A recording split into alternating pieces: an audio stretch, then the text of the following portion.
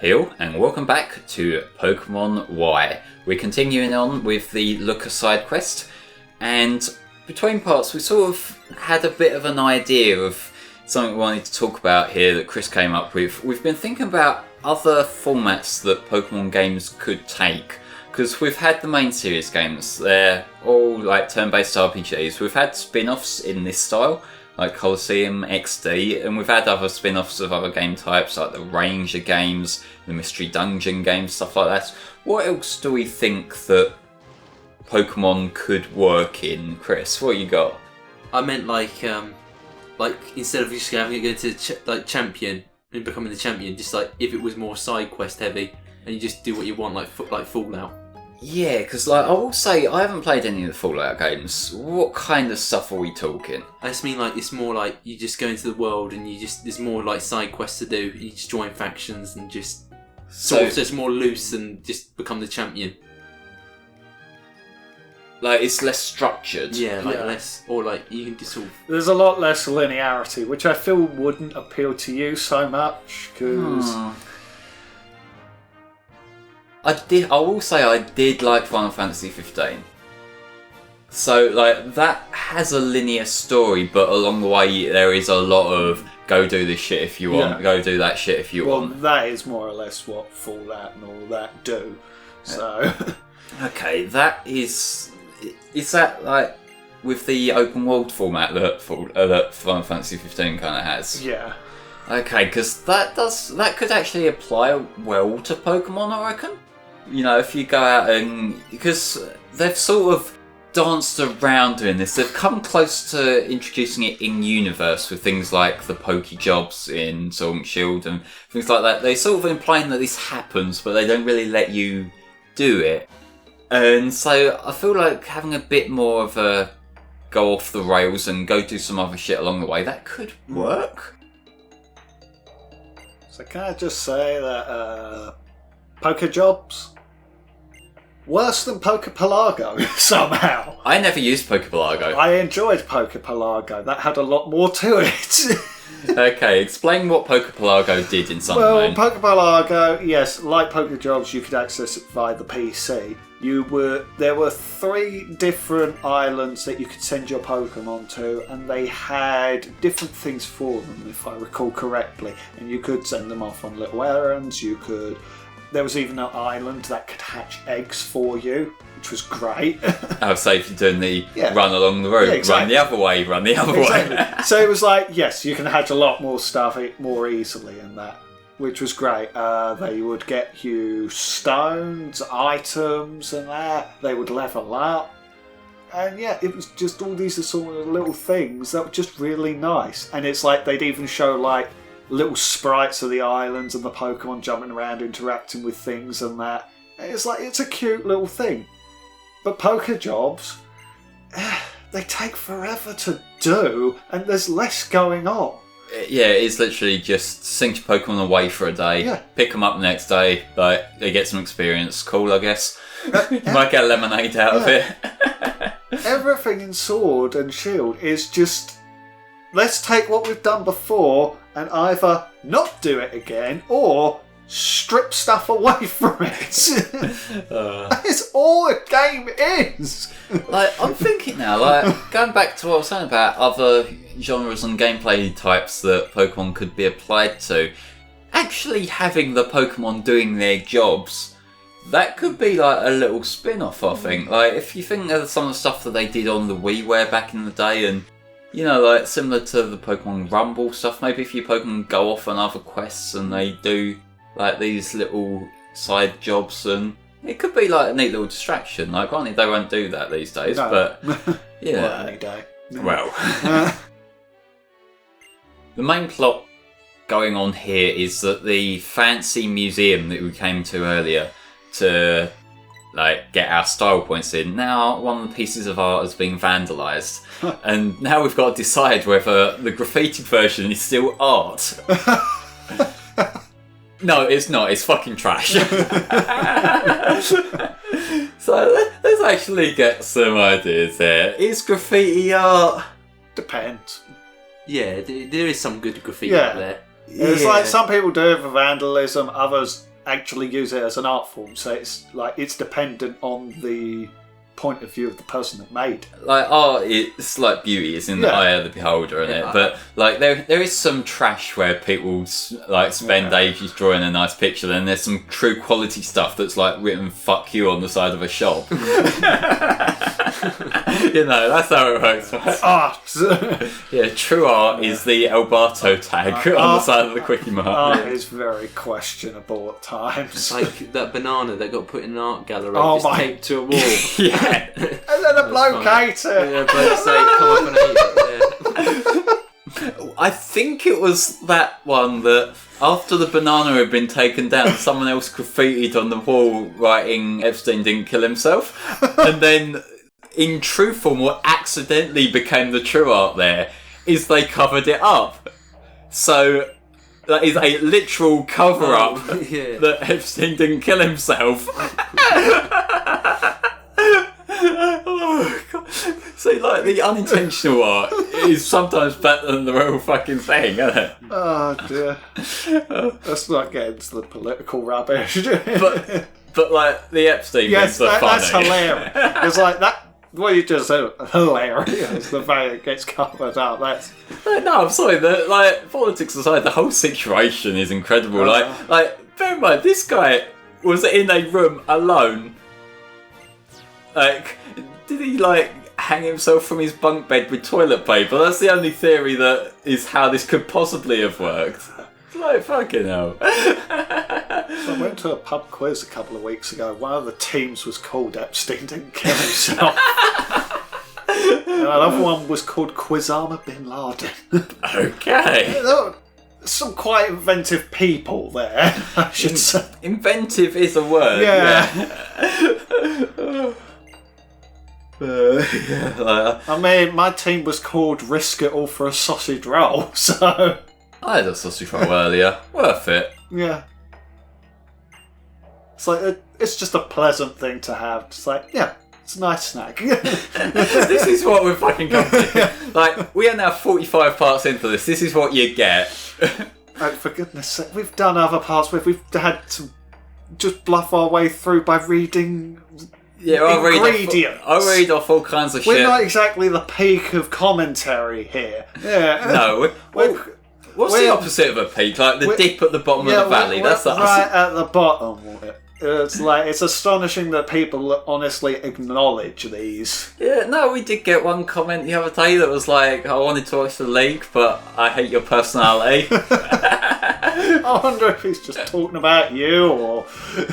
Or the guy who just keeps whining about Gen 8 all the time. Maybe that guy. Well, to be fair, it's not all the time. It's only since Gen 8 existed. You know, before then, I was happy. Were you though? Yes. Well, happier. Tolerating, I should say. Yeah. I could tolerate existence at that point. Now, I mean... Yeah, I still tolerate existence, but I've got the fun side activity of just whining about Sword and Shield. Yeah, but until that gets boring, and then eventually the next game comes out where it lacks even less content somehow, or they upgrade it and it actually looks promising, but then the next game after that comes out and it has less. Oh, I just realised we are probably going to end up with a Sonic cycle now. With Pokemon, you know how everyone sees a new game and thinks this is Pokemon going back to form, and then it comes out and they're let down. Oh no! That is very likely a possibility. Here's the difference, though. Pokemon is the highest-grossing multimedia franchise in the world and sells on name alone.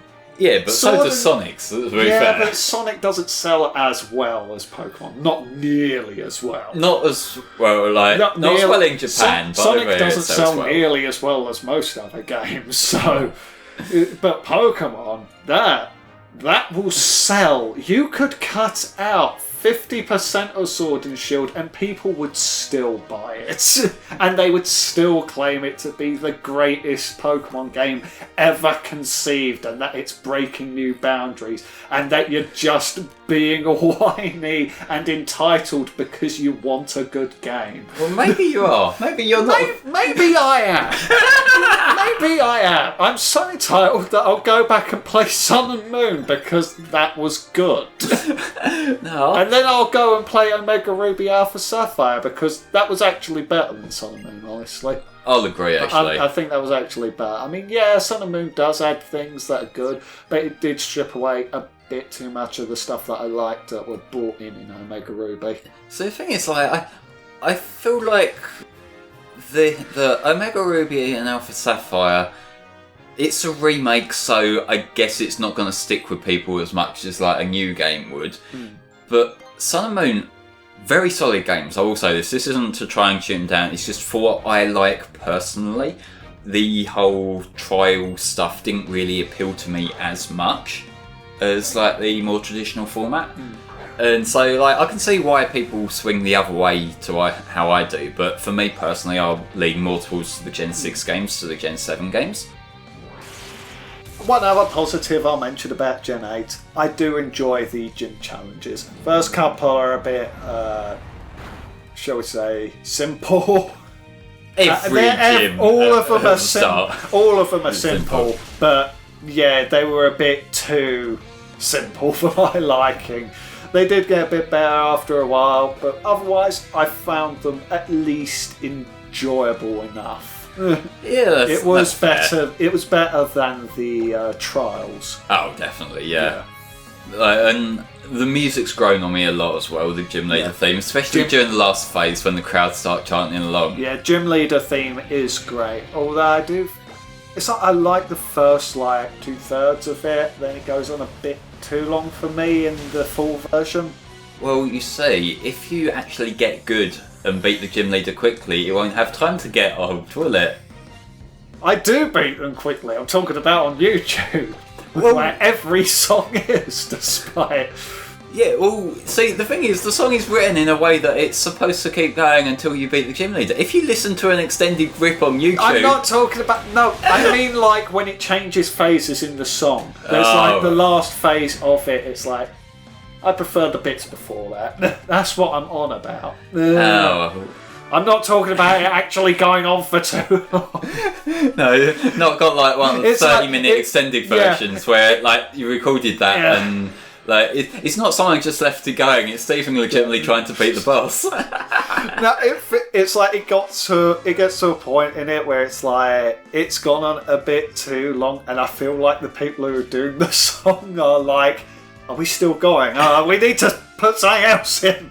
More tune. Yeah. Well, I will say, if you guys just saw what we had on screen there, the character who we're chasing after seems to have been disguising themselves as like that lady that we just fought with a Jolician and whatever, Volcarona, was it? Yes. Yeah. Volcarona's a cool Pokemon. Oh, Volcarona's superb. Like, it's Fire Bug, isn't it? Yes, and it has Quiver Dart, so yeah, it's exceedingly strong. But like, that was one of the Pokemon that you can just find on the overworld in Black and White, wasn't it? Yes, you would. You could get a Larvesta from an NPC. They would give it to you as an egg, and then there's a Volcarona that you find in the desert, in the ruins. Yeah, that's interesting when they do that sometimes, like just give you a random like non-legendary that shows up in the overworld. Yeah, but it is a very strong Pokemon and it's considered rare, so they sort of gave it that sort of treatment, which I like. Yeah, they sort of did the same thing with Rotom in Gen 4, didn't they? Yeah. Which Rotom's not quite as strong. No, to my knowledge. It's certainly more diverse. It's one of the more diverse Pokemon. It's a little bit out there on there. Before they started using it in fucking everything in Gen 7 and 8. Like, yeah, it's in your phone, it's in your bike. Yeah. It's in your house, get out! There's like 12 of them in your house. Do they mass produce these things in a factory now? It's in your lamp, it's in your telly, it's in your charge room, get them! Wherever you are, Rotom is watching. Rotom is Skynet now. Let's imagine like them having Rotom Alexas or something. Like, Yeah. Rotom, what's the weather like? Yeah. They probably do. Like, Rotom, are you secretly recording what I'm saying? Rotom, are you linked to the CIA? Rotom, stop. Rotom is HAL 9000. Oh god. So the I'm thing is, afraid I cannot do that, Cynthia. The risk is too great. oh god. I will say that my old man's got one of them Alexa things, like, just because he can't use computers properly because he's dyslexic. I don't trust the things myself. Like, I don't like having something that's a microphone that's always on. You know, that... Nah. Like, thankfully it's only in the kitchen, so I ain't got to worry about it too much. When I'm done eating, I can fuck off and I'm fine. But, you know... So my brother bought Alexa for my sister-in-law last year for Christmas, and it was mainly so that she could have it interact with her ghost for Destiny 2. Oh, okay. Yeah. Yeah, it's like, and yeah, that's about it. And they haven't really used it, so... Fair one, my old man mainly just uses it for the they weather and stuff like that. Yeah, it's like they do tend to use it for the odd thing here and there. It's like, she has used it for the game, though. Yeah, fair one. Because it's like, you mainly use it for like asking about pieces of lore and stuff and changing your weapons out. Yeah, you can ask them to like look shit up on Wikipedia and stuff for you as well, can't you? Like, I get the appeal of things, and like if you're not that computer literate, then just being able to talk to it rather than, you know, typing something into a computer is probably a bit more appealing. But yeah, no, I don't trust Amazon enough to let them put a fucking microphone in my house. Yes, we are super strong. I wonder who this could be. No, I'm good, thanks. The child gut punches you. No. Oh no, it's Daft Punk. Yeah, it is. So that was going around for a little while when this came out. Daft Punk's cool. I like Daft Punk. I don't have an opinion. Well, you're boring, aren't Yeah. you? Like, Daft Punk is I like... don't have opinions on music. You're useless for Yeah. this. Daft Punk are like the right balance of like electronic rock kind of thing, really, aren't they? Like, that's my takeaway on Daft It's all Punk. funk as well, aren't they, in a way? A little bit, yeah. Like, when you- Digital-y, funky, rocky stuff. a little bit of mixture of everything, and it works out quite well. Like, you know, there's some stuff that is more just flat out pop, you know, you One More Time or You Get Lucky, stuff like that. But then when you get to the slightly less radio stuff, like when you get to the like electronic guitar stuff in Robot Rock, stuff like that, that is really fucking cool. But meanwhile, I need to find my way around Lumiose again, because they like, you gotta have all these encounters with this character who is essentially the villain role in this arc, but they hide out in the alleyways, and so you got to remember where all the alleys are in Lumiose, which it did tell you earlier, to be fair, but like, I'm gonna remember that shit. Yeah. Be of good cheer. I haven't heard that expression elsewhere. Is that like a French thing? Or? Like, they did dial back Lucca's accent a lot in this game, which is, man, like, I'm grateful for, because they had this weird quirk with Lucca in Platinum where he would talk like with English sentences, but in a really weird way of saying things. Like, I can't really remember any examples off the top of my head, but like, that was his character trait.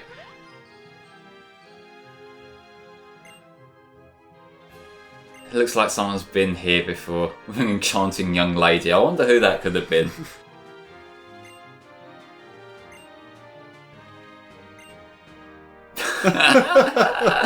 Rest in peace, mate. My precious Pokeballs. You were enchanted by a woman and then she took your balls, did she? Well. Well, you seem like a bit of a beta. Oh dear. It's like, I can't tell if they were trying to make a purposeful joke there or not. Yeah, because like they have done stuff like that before, and they with like the swimmers of where do they put their pokeballs and stuff like that. And wasn't there one about how one of the swimmers had like a pair of big pearls with her or something like that? God. I like it when I can appreciate that the translators are just having a good time. Yeah. Speaking of, looks like you finally found the back alley. I love being 12, but I'm so sorry.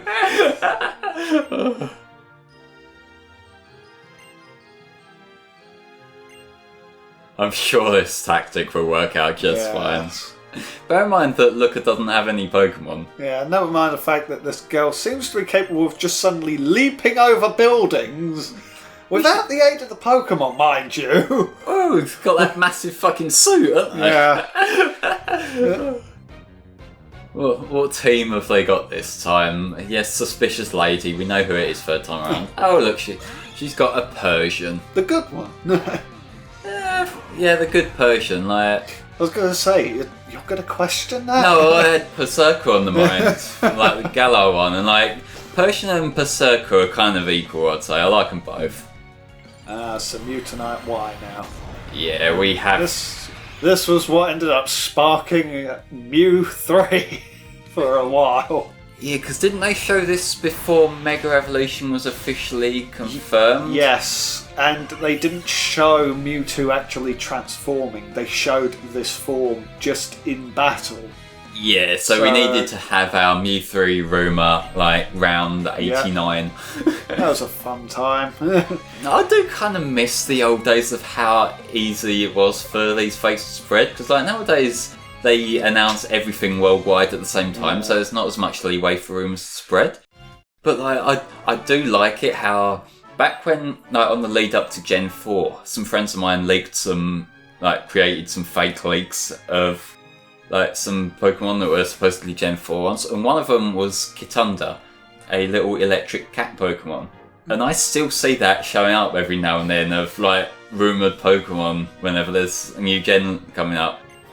And there's also another fake that someone I know made that was supposedly from a Gen 1 instruction manual of saying like, save your Master Ball for a Fearow or a Tentacruel.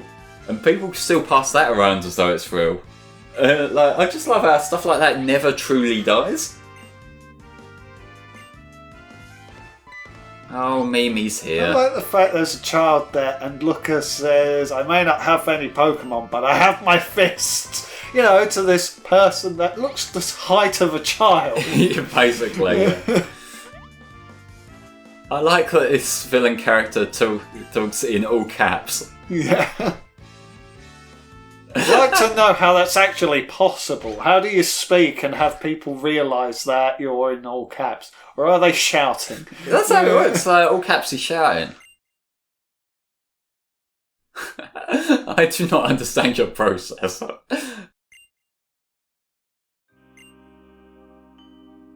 He's seeing what's going on. Flippin' heck, she's got the letter E on her face. If it wasn't clear enough already.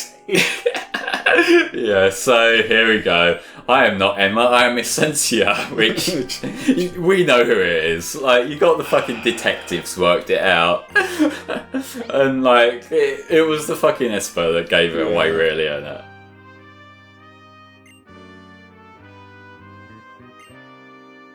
But that's not the end of the mystery, because there might be a reason why she's acting like this. I would love it if the blue screen came up. Yeah, fucking Bomb. blue screen.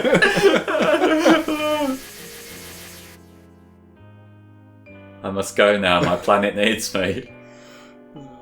Now that's some erratic camera work.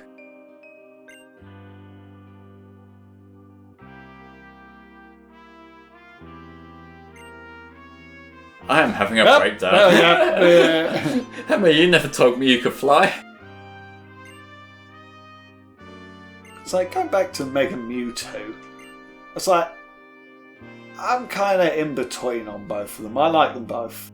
Yeah, I can kind of say that. I lean more towards the bottle opener. Fair enough. I think that's more to do with that it was the first one shown off, so it's like people generally have a stronger connection to it. Yeah, although I do kind of like the whole macho fighting thing that X has got Plus, too. I do like that X got attention in Pokken. Yeah, it did, didn't it? Which that's the right place for it, really, isn't it? Like, along with Shadow Mewtwo. So it's weird, because Mega Mewtwo X has stretchy limbs. That's brilliant. It's like, I love that. It just came out now. It's like, oh, so you're a Namekian. Okay. Piccolo from Dragon Ball. Yeah. Stretchy limbs. It's like, never mind the fact that it also throws a death ball. What kind of Pokeball is that? Does it kill you? Yeah.